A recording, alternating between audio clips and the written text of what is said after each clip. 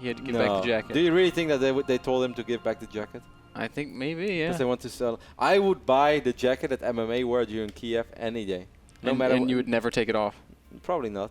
I would wear it to clubs. I would wear it when I go That LA. jacket just makes you win, not just at StarCraft, makes but you in win life. in life, man. Charlie Sheen is wearing that jacket right now. That jacket infuses you with tiger blood.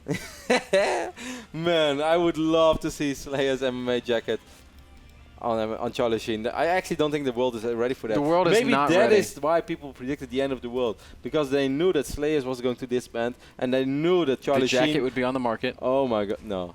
I don't want to know. Charlie Sheen would probably pay like millions of dollars for that jacket. Yeah, I would really want it, but I probably cannot outbid Charlie Sheen. I think I have a good shot, but...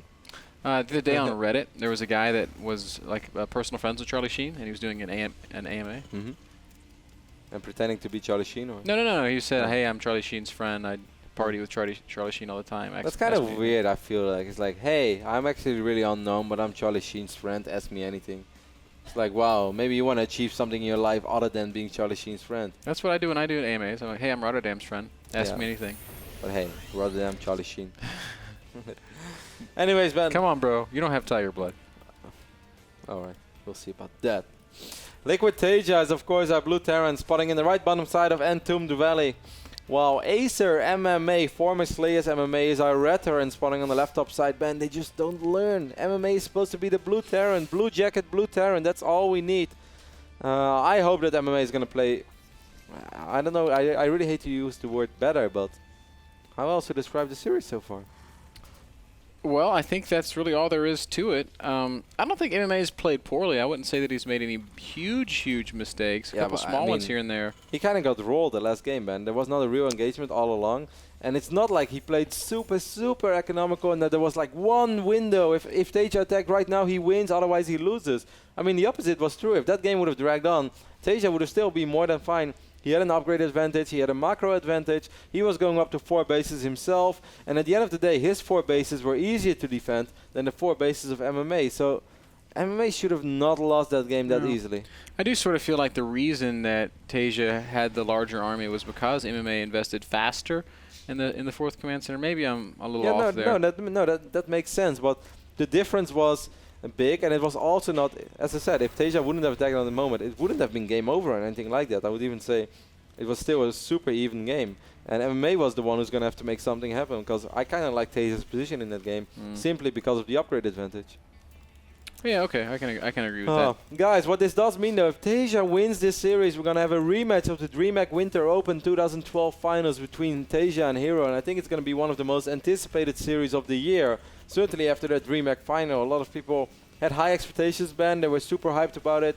DreamHack always puts up a fantastic show. We love the DreamHack events. We love everything about them. That final, I mean, final is something you can't control. You know, you have to get lucky with it as tournament organizer. And I don't think that's a finals that people are going to remember for a very long time, game-wise. Perhaps result-wise, but game-wise, not really. So, fast expand into 3 barracks opening for MMA. Taeja, on the other hand, went for the 1 racks, fast expand into a 3rd command center very quickly. It's going to be double gas follow-up from Taeja, so he's going to be going up to some pretty aggressive tech, whereas MMA looks like he's going to be just making lots and lots of Marines. Yeah, MMA is probably going to be more aggressive in the long run, since Taeja is the one opening up triple orbital, as you pointed out. Engineering Boy going down quicker this time for MMA. I like that. Of course, you're going to need an Engineering Boy in case you have to deal with Banshees. MMA actually has no idea what he's playing against. Up until this point, really good scout by MMA once more. Spots the additional command center, also important. He does not actually know that there is one sitting over here as well. He might still think that he's playing against a Banshee opening where Taeja tries to hide his first expand, but the opposite is true, as there's already a command center over here as well. That's right on. And of course, he with that scan, he was able to check the refineries. And as you can see right now, 160 gas, 150 gas. Well, okay, 310 gas. There's nowhere near amount of the gas that you need for Cloak Banshee opening or anything among those lines. So, MMA being the player that he is, he's probably able to put the pieces together and say like, hey, this is actually a triple orbital opening that I'm playing against. I'm gonna go expand as well. Yep, that's of course one of the better reads that he could have made in this situation. We do have the starport going down now for Taeja. He is getting the tech lab. He's going to have a lot of gas. I think it's not impossible that we'll see Cloak Banshees out of Taeja. Whereas, as you already pointed out, MMA is not really going in that direction. He's going to add his own reactors. He's getting his marine upgrades. And we're probably going to see him pushing with +1 and a couple of medevacs. Yeah, pushing is a big word, I think. He might try to make something happen, just try to drop. I don't really think he wants to go for the straight-up fight. This is a super even game right now. We see both engineering bays going down for Tasia once more. Taking a look at that second eBay, a good scan over here by Tasia as well. Sees those Rexes, sees the add-ons. More importantly, he sees the engineering bay, sees this stack left spinning, so I think he knows pretty much what's going on as well. I would love to see a second engineering bay on the side of MMA as well, because those upgrades, that was a pretty big deal in the previous game. Yes, Tasia had more Marines. Yes, MMA did not have all of his tanks sieged up. But at the end of the day, fighting with 2-2 Marines against 1-1, yeah, life's pretty good then. Yeah, I agree with you there as well. Tasia hasn't started upgrading yet, but he does have double eBay. So while he will be slightly behind, well, he's going to be a full upgrade behind with his attack upgrade. He'll catch up because he's double upgrading. Probably going to see a second engineering bay going down pretty soon for MMA. Usually you see single eBay and then a second eBay added for those second round of upgrades. Yep, and of course it's going to take quite a while before the armor upgrade finishes up, as that's what he's going to start right now. He's going to mine quicker of 3 bases though. Yes, Tasia was the one with the quicker 3 base economy, or at least producing 3 SCVs in time, but MMA has been mining of this base for a little while. There was also an Marine over here from MMA, so he knows around the time when this orbiter was going to land. Doesn't tell him a whole lot, but might say like, hey, okay, I was at least mining from this base a little bit quicker. I love that he drops all of his mules, or at least for now, on his latest base. That's the base that, of course, still has most minerals, and you do not want to mine out your main and natural too early on. The first medevac, well, actually, the Banshee it is. Not a medevac at all. What was I saying, Ben? Making her way over to the third base, where she's going to fly dangerously close to the missile turret guy. I like the opening so far for MMA, though. I feel that this is the best of the 3 games that he opened so far. I would still love to see that second engineering bay, as you mentioned as well. Where is it, Ben? Why is he not getting it? Why does he not like double upgrades? Really I thought we all like double upgrades. I'm not sure, man. He also hasn't added his armory, so he's going to need that if he wants to continue with his upgrading. Tasia is doing a great job of keeping up with the upgrades. His armory's gone down, and it's going to be finishing up about in line with 1-1. This one little Viking is going to snipe this Banshee pretty hard. Poor Banshee, man. If I was that Banshee right now with S2 Viking on a date, that would be like the only chance to survive. Viking just shot her down. Yeah. Ayo! It's like, I got a girlfriend. I'm not like those other guys. It's like, okay. Shot down. Shut down. And then after he rejects her, he actually blows up her ship. Yeah, like he lands and starts shooting at it. Make sure that he really didn't survive. So he lands and shoots at the wreckage. Just overly angry Viking. MMA with a nice supply advantage. Tasia for the first time is going to move out. Take control of this map. Income-wise, you can see it's a super even game right now. 69 SCVs for MMA, 70 for Tasia. Right now, actually 72. So this is all super even. Small upgrade advantage is going to kick in right now. Armory is about to finish up, but I still think it's only a single E. No, okay, the second E-base added. But once more, Tasia is a little bit quicker with those upgrades. That's exactly right. And because of that, I suppose any fighting that happens here in the next couple of minutes is probably going to be able to favor Tasia. Yeah, right now it's even. So right now I'd say that he's actually not. He's only 40 seconds behind this game. It's much better than it was on Whirlwind, where he was a good 100 seconds behind. Tasia is going to try to stim in here with a couple of Marines, try to see if he can, perhaps find an exposed mineral line. He's actually going to work on the reactor. Okay, that's one thing. He's going to slow down the medevac production, perhaps Viking production as well. Even going to get a couple of SCVs. Yep, 2, 3, 4 SCVs going down.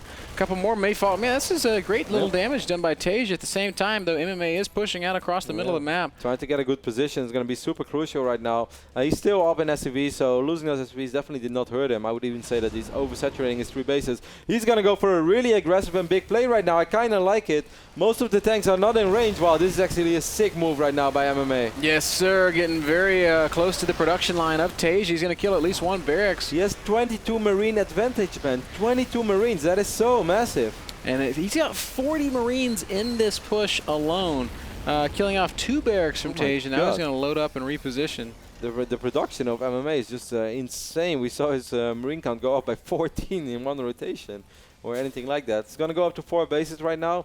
Tasia, of course, doing the same thing. He has a lot of Rexes with Reactors as well. Soon there's going to be that tiny little window, Ben, those 40-50 seconds where Tasia is going to have better upgrades. But this time the numbers favor MMA so much. Yeah, that's exactly right. If Tasia had an advantage when they fought on Whirlwind, MMA now enjoys a similar sort of advantage, 77 Marines to 60. And that's enough of a lead that if they fought, MMA would just crush. One Marine dies. An empty death. No one saw him die. I mean, dying alone, Ben, is okay, but you would at least like someone to see that you gave your life for your land. For the motherland. For the common cause. Yes. Now nobody even knows. Nobody misses him, man. There are so many Marines on the map. He was just one out of the 83 Marines of MMA. Nobody knew that he was fighting. We know that he died fighting the good fight. He fought 2 Marines alone.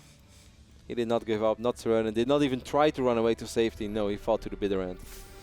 Well, they're both big armies clashing right now on the left side of the map. There are so many units right now caught up in medevacs over here. This is a sick drop, man. This is like the doom drop of doom drops. Wow, yes it is. So much supply tied up in these medevacs, and there are no turrets in the main base. Oh, I like it. He's going to get away with this, Ben. He's going to deal so much damage. Sick plays right now by MMA. This is the MMA we know, and this is the MMA we love. Absolutely. Tasia scrambling right now to set up some tanks and perhaps try to salvage his position, but actually MMA running through a lot of tank fire there. Yeah, good positioning by MMA, by Tasia as well. He's doing this so well. I thought these were the only tanks, but he actually had 3 siege tanks seized up over here. But still, Ben, he's dealing a lot of damage. He's slowing down the natural. Killed quite a few SCVs already. He killed 21 SCVs. Oh, Tasia's looking for a fight. Huge stem from Tasia. He's going to push forward.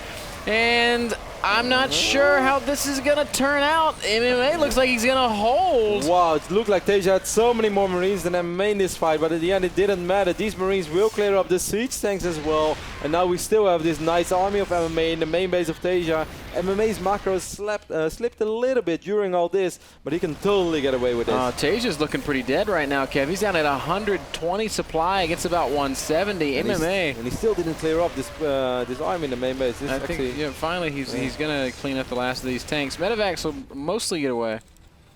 Nice game by MMA so far. So much better than we saw him play in the previous 2 games. Tasia is mining off his fort base now as well, so that's something to sort of hold on to. But he didn't mine off his natural for such a long time, and he lost so many SCVs. He's down 24 workers right now, and in this phase of the game, that's actually pretty crucial. Yeah, absolutely, you are correct. Look at the bank as well, Ben, of MMA. And MMA is not going to he's not going to relent. He's going to keep the pressure on right now. Tanks pushing forward to work on this 4th base, this planetary fortress under fire.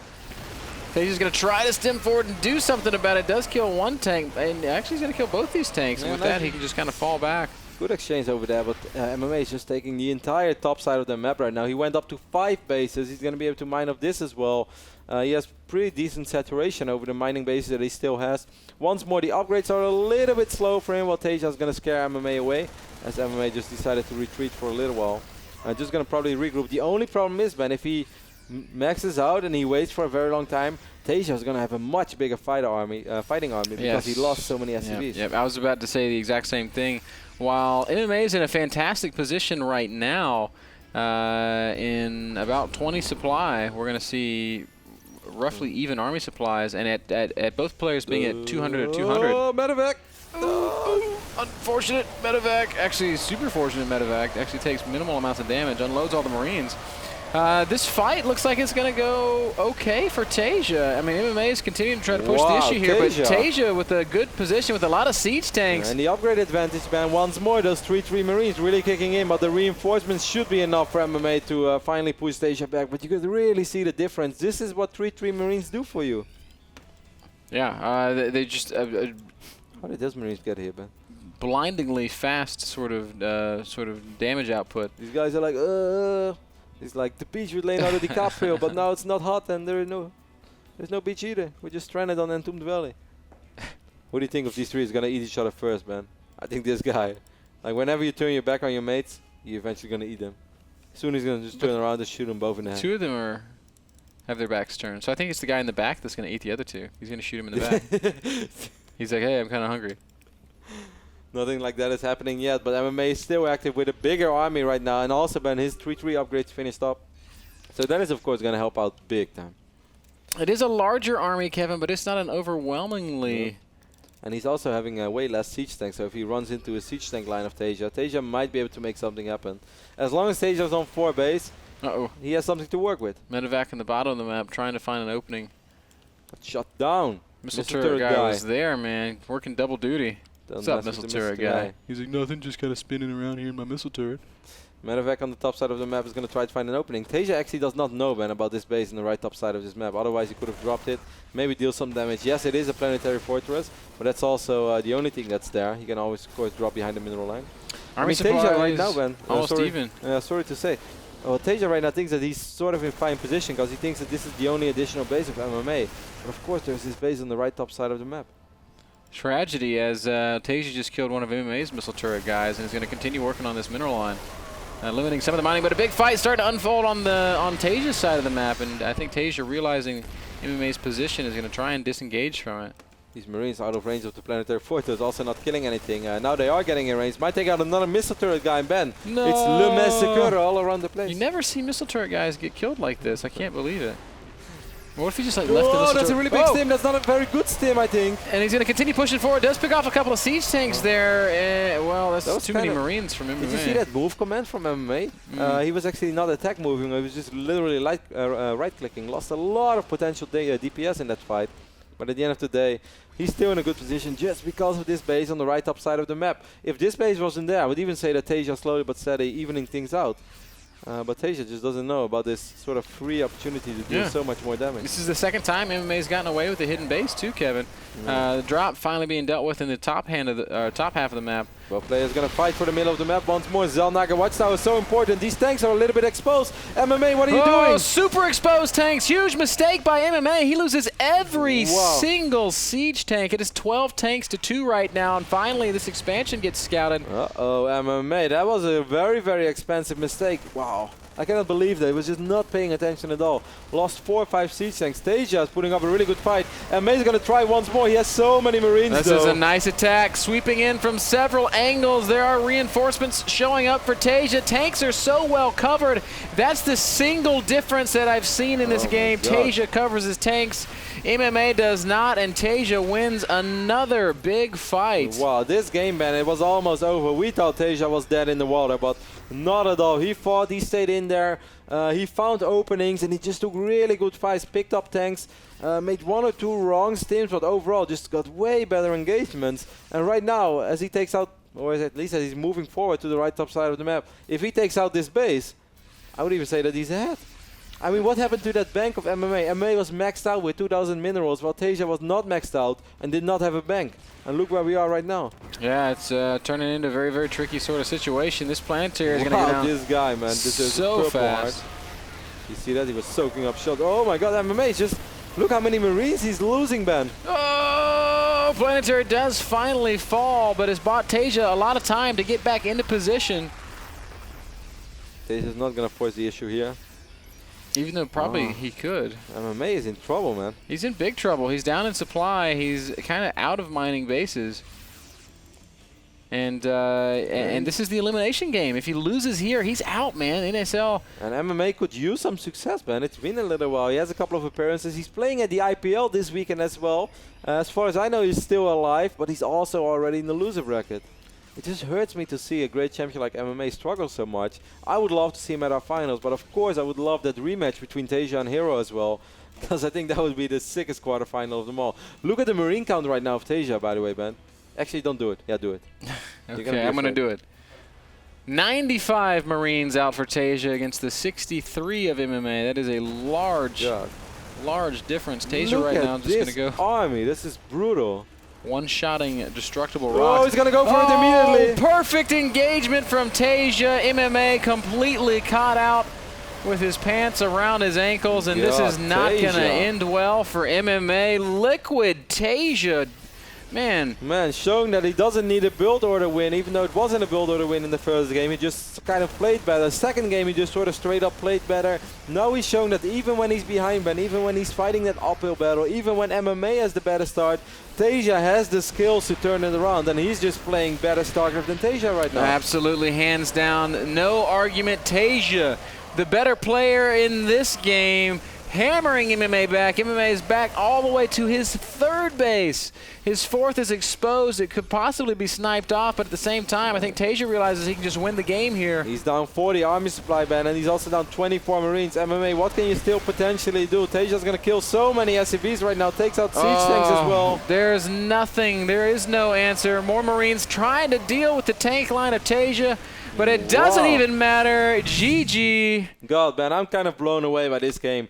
Tasia, in his first season in the NASL, in the North American Star League, is going to make it to our finals immediately. He played a good season. He went 6-2 in his division, qualified for the round of 16 immediately. MMA took out Hawk in the wildcards 3-0. But in the end of the day, that didn't matter at all, man, because Tasia was just way better than MMA. Wow, unbelievable performance by Tasia, crushing MMA 3-0. Will go on to the round of 8 where he'll play against his opponent, his teammate, Liquid Hero. That's a highly anticipated quarterfinal. I'm so stoked for that one. After DreamHack, where Hero just dismantled Tasia, and now Tasia has a solid week to prepare. So he can learn from those games. He gambled a little bit in that series. Didn't go very well for him. But at the end of the day, we also said they were both in the final. They are very good friends, obviously. So maybe he didn't mind that much. If you lose in the quarterfinals of the NASL, as you said, Ben, the difference between losing in the quarterfinals and winning the tournament is a good $30,000. You want to win. Guys, Epson projectors are the #1 projector brand worldwide, and they are responsible for that last incredible map that we just saw. They offer a full line of projectors with brilliant image quality. Head over to epson.com/projectors to learn more. We're going to take a short break. Our final best of 5 of the day coming up. It's going to be MC versus sort of the last foreigner and the last Korean remaining in the North American Star League.